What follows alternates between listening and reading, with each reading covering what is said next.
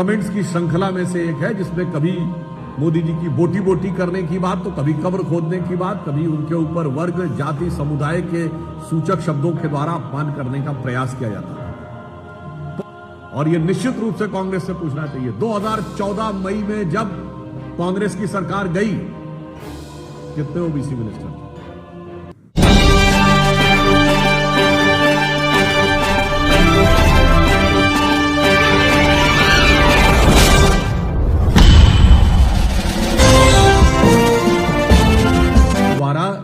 श्रीमती इंदिरा गांधी जी के कार्यकाल के रिकॉर्ड को पीछे छोड़ते हुए जवाहरलाल नेहरू के बाद सबसे लंबे समय तक निरंतर प्रधानमंत्री के पद पर रहने का जन विश्वास, जन आशीर्वाद और राष्ट्र की निष्ठा से युक्त यह कार्यकाल का रिकॉर्ड बनाने में जो प्रधानमंत्री जी का योगदान रहा है, उससे हर भारतवासी हर्ष का अनुभव कर रहा है। जहां एक तरफ पूर्व के जो दो प्रधानमंत्री हैं, उनके कार्यकाल में निरंकुशता के काले अध्याय रहे, तो यहां विकास के स्वर्णिम अध्याय रहे।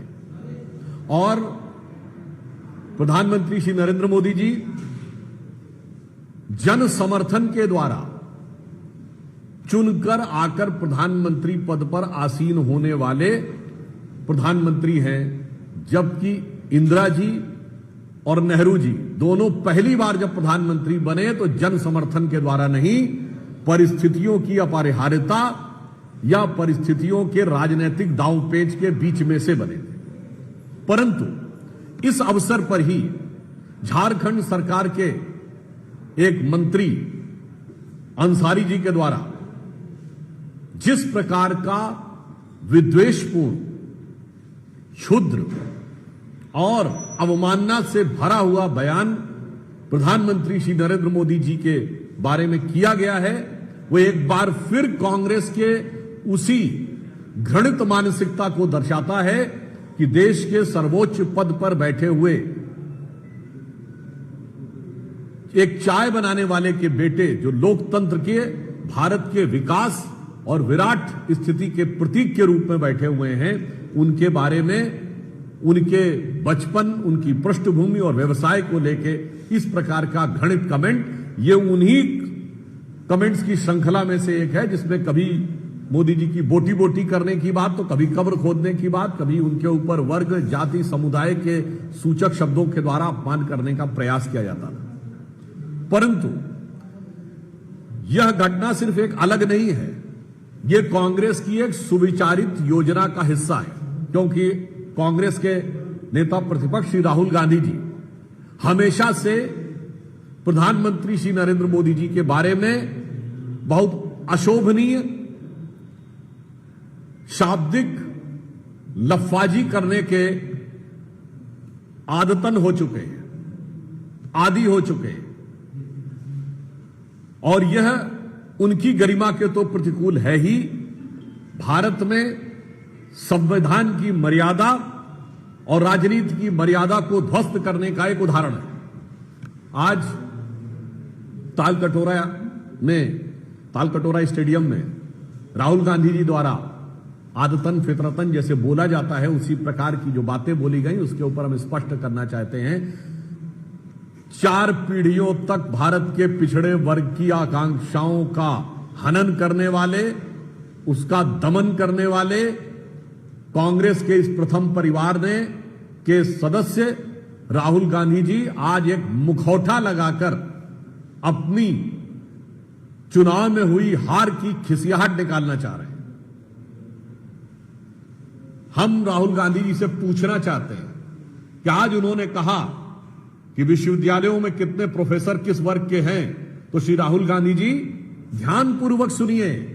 विश्वविद्यालय में प्रोफेसर बनने के लिए पहले व्यक्ति असिस्टेंट प्रोफेसर में सेलेक्ट होता है, फिर निश्चित समय के बाद वो एसोसिएट प्रोफेसर तक पहुंचता है, फिर निश्चित समय के बाद सिलेक्शन के द्वारा प्रोफेसर बनता है। ये कांग्रेस का अध्यक्ष पद नहीं है कि आप पैदा हुए और सीधे आपको ले जाकर बैठा दिया गया। मैं पूछना चाहता हूं, आज जो भी लोग हैं वो 15-20 साल पहले आए होंगे, वही बने होंगे। मैं विनम्रता और चुनौती से पूछता हूं, कांग्रेस बताएगी 2004 से 14 के बीच में इन्हीं विश्वविद्यालयों में कितने असिस्टेंट प्रोफेसर SC ST और OBC के बनाए थे। मैं कांग्रेस से पूछना चाहता हूं कि आज हमारे कैबिनेट सेक्रेटरी 1987 बैच के हैं। उस समय कांग्रेस की सरकार नहीं, राजीव गांधी जी की सरकार थी, राहुल गांधी जी आपके पिताश्री की सरकार थी। IAS में कितने OBC थे, कितने SC थे, कितने ST सेक्रेटरी थे? इसका जवाब दीजिए। और मैं आप सबसे पूछना चाहता हूं, और यह निश्चित रूप से कांग्रेस से पूछना चाहिए, 2014 मई में जब कांग्रेस की सरकार गई, कितने OBC मिनिस्टर थे, कितने OBC मंत्री थे? बताएं। मेरा दावा है कि वो 4 भी नहीं बता सकते, क्योंकि 4 भी नहीं थे। आप उनसे पूछिएगा तो 2 के नाम भी नहीं बता सकते, क्योंकि शायद 2 भी नहीं थे। इसलिए दिखाई पड़ता है कि ये जिस विषय की बात करते हैं, OBC के हक पर डाका डालने का काम कर्नाटक और तेलंगाना की सरकार अल्पसंख्यक समुदाय के लगभग सारे लोगों को पिछड़े वर्ग में शामिल करके करना चाह रही है। पश्चिम बंगाल की सरकार तो हिंदू समाज से ज्यादा मुस्लिम समाज की OBC जातियां दिखाकर उनको OBC में शामिल करना चाह रही है। तो इसलिए मैं एक साफ बात कहना चाहता हूं, कांग्रेस एक मुखौटा लगाकर खड़ी है। इस मुखौटे के पीछे का असली सच यह है कि बाबा साहब अंबेडकर ने जो पिछड़ों और SC को आरक्षण का अधिकार दिया था, उस इबारतें बाबा साहब अंबेडकर को इस मुखौटे की आड़ में ये इमारतें शरिया में तब्दील करना चाह रहे हैं। इसलिए देश को और देश के प्रबुद्ध लोगों को इस विषय पर बहुत सतर्क, सावधान और इस षड्यंत्र के प्रति सचेत रहने की आवश्यकता है। मैं पुनः अपनी बात को रिपीट करता हूं। श्री राहुल गांधी जी अपने पिताजी के कार्यकाल के SC ST OBC IAS अधिकारियों की संख्या बताएं। मनमोहन सिंह जी और सोनिया जी के कार्यकाल में 2004 से 9 के बीच में कितने यूनिवर्सिटी में असिस्टेंट प्रोफेसर, एसोसिएट प्रोफेसर थे, उनकी संख्या बताएं।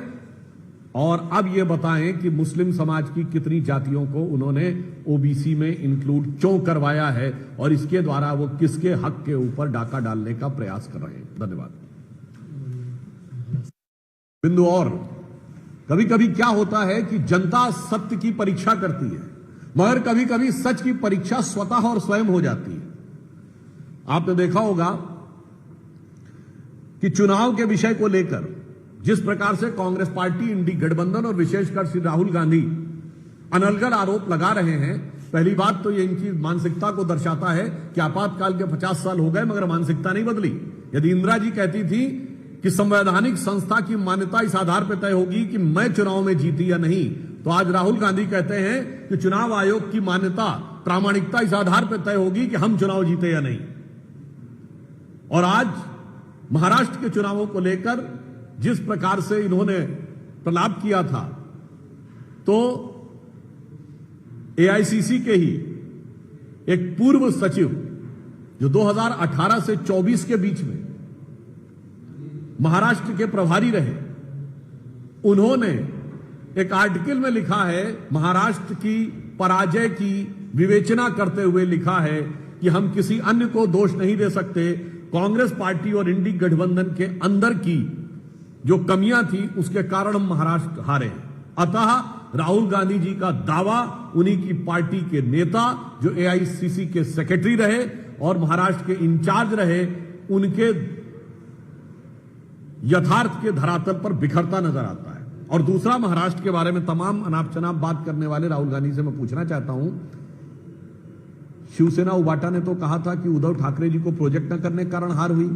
आज जरा इंडी गठबंधन ये स्पष्ट कर दे कि उद्धव ठाकरे जी का प्रोजेक्शन विषय था, या अब जो 10 महीने के बाद राहुल गांधी जी को प्रीमोनिशन हुआ है, प्रीमोनिशन समझते ना, इल्हाम होना, अचानक कोई चीज उसको आभास होने लगना, वो उचित है।